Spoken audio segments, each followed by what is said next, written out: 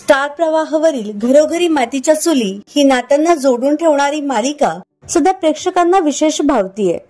तसेच या मालिकेतील सगळीच पात्रे हळूहळू प्रेक्षकांच्या पसंतीस उतरत आहेत।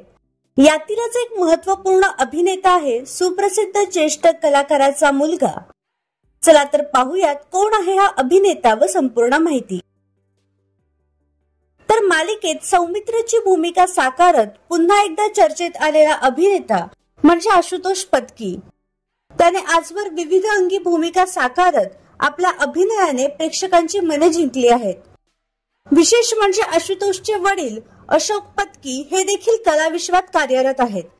ते एक सुप्रसिद्ध संगीतकार आहेत।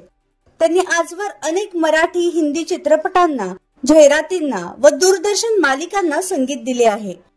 वडिलांपाठोपाठ आशुतोषने देखील मनोरंजन सृष्टीत पदार्पण करत आपली एक वेगळी ओळख निर्माण केली आहे। तर तुम्हाला अभिनेता आशुतोष पत्कीची मालिकेतील भूमिका आवडते का? हे आम्हाला कमेंट बॉक्स मध्ये नक्की कळवा।